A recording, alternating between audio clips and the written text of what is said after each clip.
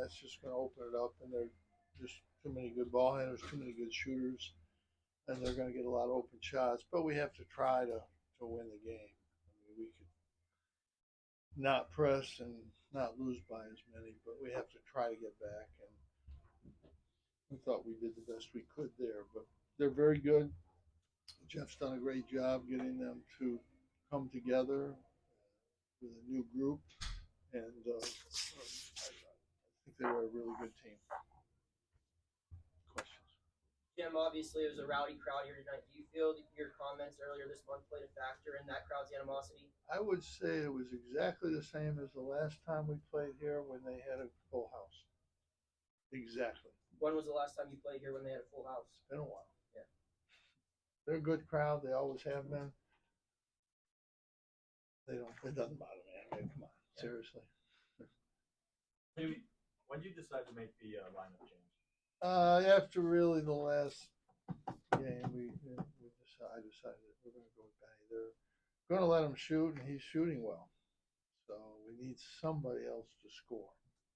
He can make that shot. He's improved his shooting. It definitely helps our offense. I thought Quadir would help us a little bit. He made a couple plays, but he's not quite ready. Not quite ready for this. I thought Jesse was better. He's got to finish better inside. He had some real good opportunities inside. I thought Jude and Joe played really well, but they've been playing well. But right now our defense just isn't quite good enough. Is Chris Bell, was he available tonight? He was available. He's not hurt. I think that means Well, he's got a wrap on his wrist. I didn't know if he would have he was available, which means he was not. You talked about your defense. What in particular do you think is the primary problem? That you're not moving properly? In the first half it was pretty good. We were getting to their shooters, bothering them, getting them off balance. Once we started pressing, we're going to give up open shots, and that's what happened. It doesn't matter if you want to just play this whole way and lose by 10 or 12, or lose, try to get back, or lose by 20. You just have to make that decision. I didn't have a lot of confidence in it, but it did work in Syracuse. It was good for us. We got back from a 20-point deficit to 2. Early in the year, you tried man a little bit. We cannot play man, Mike. You can ask that question 100 times. We practice it. Look. I saw it like you in the first. You have a house games. painter and you say, "No, I want you to paint like Picasso." That would be good if he could do that, but he can't. We play our defense. This is our defense. That's it. We don't have another defense. We've tried. We tried all summer. We tried in the fall. Our deep man is just not good. Jim, Pitt had a season high of 27 assists in this game. Against the zone, you're going to get assists because you're not dribbling. You're not trying to go on your own. So every pass is to a basket shot. That's the way that works. No, absolutely. Yeah. That's my comment. I mean, whenever you're playing against a zone, you almost never score unless you're making a pass to somebody to shoot, score. So it's going to be an assist. We run an isolation play, and the guy makes a great drive and scores. There's no assist. It's not that it's bad basketball. It's just the way you're playing sometimes against man-to-man. But against zones, you almost every basket is an assist unless it's an offensive rebound basket. Just about. Pitt won 11 games last year. They got 21. Pardon? Pitt won 11 games last year. Now it's 21. Are these kind of turnarounds going to be not the norm, but something you're going to see a lot because of the transfer portal? I mean, it's like I said. I was talking, I thought, off the record, but the change in college basketball is the transfer portal and NIL money in some cases has enabled people to, schools to bring in, not one or two schools, every school. When I was talking about, I wasn't trying to isolate on schools. I was just talking. And the point I'm making is every school can do that. It's throughout the league, if you look at teams that have really improved, they mostly have transfer guys for the most part. Even a team like Virginia, all those guys transferred in there. I mean, Gardner last year, the 2, 3 guys this year, and NC State, Burns, and Joyner have really transformed that team. And here, obviously, they're all transfer guys.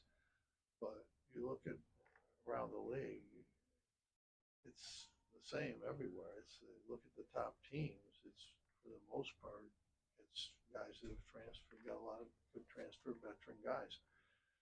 Our freshmen are 17 or 18 and we're playing against 23-year-olds. That's not good. It's not a way to win. But that's college basketball. That's the way it's going to be from now on in. We were in a different situation. We had taken 6 guys early, freshmen. So we really got to the transfer portal. We really, we couldn't engage in the transfer portal because we had guys at every position, and we want to give those guys the opportunity to play because we recruited them to play. But in the future, I think there'll be a very few programs that won't be into the transfer portal. There's programs this year, Miami has got 3 of their 4 key guys transfer portal.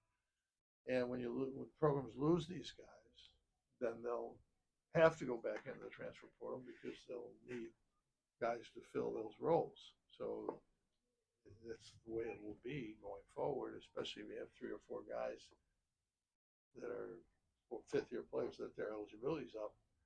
You're going to have to go back into the transfer portal. What led you to say that Pitt's players that came in through the transfer portal were bought? Was that Well, just bad information? it was a bad statement, Okay. and I apologize for that. Jim, tonight, A lot of schools who got transfers in the portal used NIL money to do it.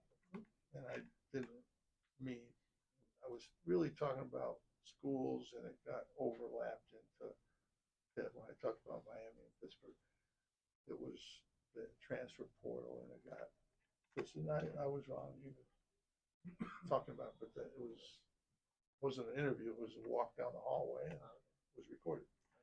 So, I should know better, but I didn't, and I apologize for that. Yeah. But I'm sure every player, I'm not picking specific teams, but if you look at people that transferred in the transfer portal, a lot of them got NIL money. Period. And that's where I should have left it. And that's fine. That's the way it's going to be. Somebody wrote from Pittsburgh that I'm old and I don't believe in players getting money, and the NIL. All of our players get NIL. Everyone on our team is getting NIL. Guys that don't play are getting NIL money. I believe in 100%. And the transfer portal is here. I believe in that 100%. It's just going to be different in college basketball. Maybe it'll be better. Maybe it will be better because it takes a team that would have had no chance to have a chance to be really good. And maybe that's good for college basketball. I don't know, but that's just the way it's going to be. And yes, I think 1,700 guys transfer, and about 800 or 900 of them did worse where they transferred to. It's good for some, and not so good for others. But that's all right. Kids are making those decisions, and that's what's going to happen. I think it's great. I mean, that's what it's going to be, and there's really not much that can be done about it. I don't think to change it. I don't think it will change. And Pittsburgh, they've done a great job getting the right guys. They fit well together, and they have a really good team, and there's no doubt about that. I think again our league is getting, and the net's crazy. If you start bad, you can't ever get back. Clemson is really good. I mean, they're really good, and their net's about 90 or something. Probably will go up today. But when you're in a league and there's a lot of bad nets and you win, it hurts you. Your net goes down. And it's even like Florida State proved today. It doesn't matter where you are, you can lose to those teams, you know. And Clemson lost to Louisville, and now they beat us, and they go to North Carolina State, who I think is really good, really playing good, and they beat them by 20. So it's very difficult. If you go by the nets, there's going to be really pretty good teams that are going to be left out of the tournament, and there's going to be some teams with nets that are pretty good that are going to get in the tournament that aren't very good, because a lot of times you win in November and you're not very good now. November has to count, but you also have to look at how teams are playing, and that's hard to do. That's really hard to do. But you know, Pittsburgh's done a great job. Jeff's done a great job. You know, last year they were like trying to get a new coach, weren't they? Yeah. Jim, can you speak to Benny Williams? He had 24 and 9 today in 34 minutes. He hasn't played very much lately, and he came up with, started today for the first time in a while. And He can shoot. They didn't guard him. he has 9 rebounds. Well, yeah, I mean, if he plays a lot, he's averaging 4 in 16 minutes. So he should get 8 or 9, you know. But again, his shooting has gotten better progressively. But people are going to guard him now. This was like a one-off. Like Tuesday, they're going to guard him. And, you know, he can shoot, but he's got to, you know, be able to make the pass high-low to Jesse, do some of that stuff. But he's a very talented player. I've never thought he wasn't. That's why I started him all year. But he's got to play hard, and he's got to do other things. And but he's really worked hard to improve his shooting. Shooting's much better.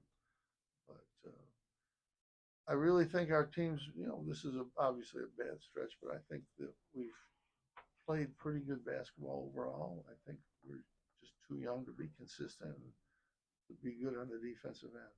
It's just a struggle there for us. But I think we've done a lot of them. I'm pretty happy with what this team's done. I think we'll finish strong. So we'll see. Jim, Coach, could you talk about the development of Joe Girard from his freshman season to his senior season now? Yeah, he's played great for us this year. He's been good for 3 years, and he's played great this year. Been really solid. Judah and Joe have played great for us this year. We just had trouble in the forward position to be more consistent, and defensively, we've had trouble there. Jim, Jesse picked up his 3rd foul with about 19 to play there in the start of the second half. How do you feel your team's rebounding effort came together with him off the floor when you took him off there a little bit? You know, we're -6 in the rebound. Everybody makes a big deal. You're 358th in rebounding. Do you know what that really means? You have any idea what that means? Because you write about it, Donna and Mike, you write about it.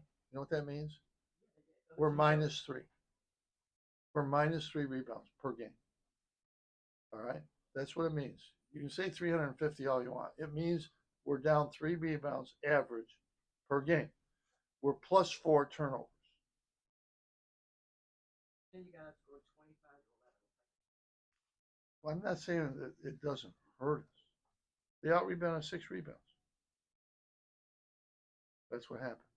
But overall, the reality is we're -3 rebounds per game for the year. And we're +4 turnovers. So we're getting 1 more possession. Not that I like that stat, but those are the facts. And people are going to make more threes because they're going to shoot more threes. That's what they're going to do. But again, our defense is not good enough, and that's the bottom line in these games. What are we, 9-9? That's what you predicted us to be. Thanks, Jim. 17, I think it was. No. We don't want to live with that.